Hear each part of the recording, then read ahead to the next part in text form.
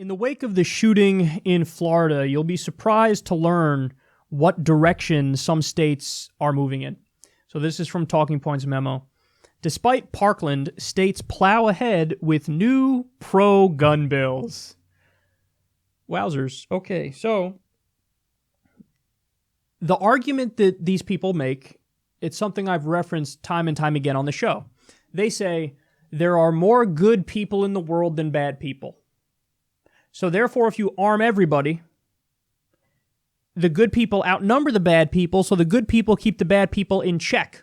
And the bad people can't draw their gun because they know I'm surrounded by 8 good people right now, so what am I going to do? I'm going to be defeated.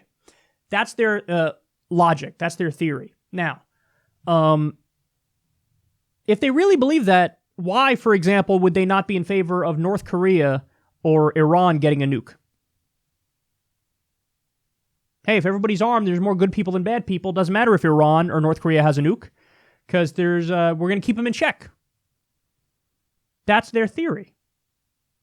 But they don't believe in that theory on the international stage. Why? Because what they'll argue is, in order for that theory to work, everybody needs to be a rational actor, and they're not rational actors. That exact reasoning is exactly why it's the case at the micro level, too. If you arm everybody, it's not like everybody's a rational actor. So the bad people are like, let me do the math and see how many good people are around me. I guess I can't draw my gun now. Doesn't happen. So it's interesting how their international standards differ at the macro level from their micro standards. But then also, the argument I always make is, listen, it's just empirically not correct. So if you believe that you arm everybody and everybody's safer, that would reflect in the numbers. So the places that have more guns would be the safest.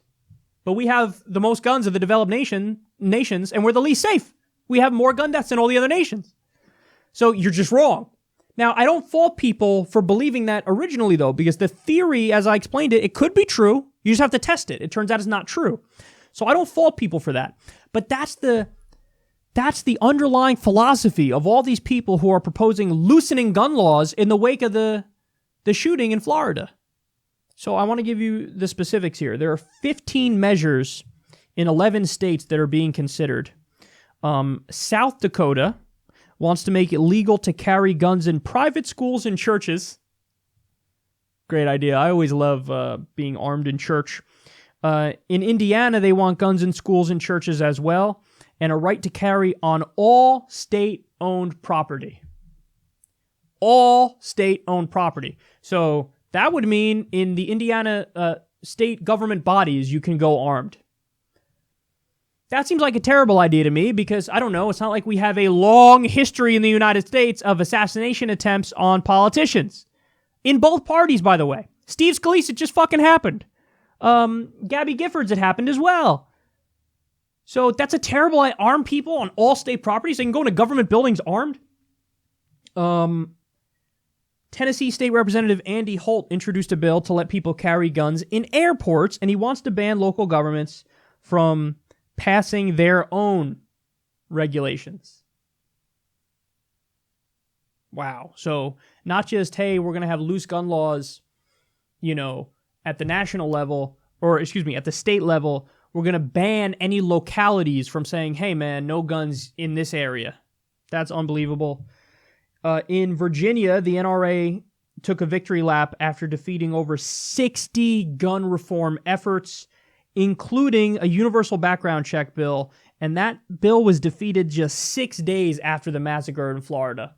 Oh my goodness. Wow. A universal background check bill, by the way, 97% of Americans support that. Everybody supports it. I mean, we're talking a majority of Democrats, independents, and Republicans, and gun owners. NRA members are like, yeah, I agree with that. But it's the leadership of the NRA who are representing the gun makers. Those are the only people that are against this. 97% is a number I don't think I've ever seen on any other issue. 97% universal background checks. They defeated it 6 days after the massacre. That's unreal. That's unreal. But this is what we're dealing with, guys. And by the way, this is a testament to the scourge, the cancer, the virus, the disease that is money in politics. Because the only reason that these state legislatures are acting to loosen gun laws is because they're paid by the NRA. So they're going to do the NRA's bidding, even though the NRA isn't even representing their own members. So this is just wild and sad. And there's a big wave now in the opposite direction. The students who were there at the Parkland shooting are now prominent figures, and they're doing a march to fight back against this and get background checks and do basic gun reform, and I support them 100%.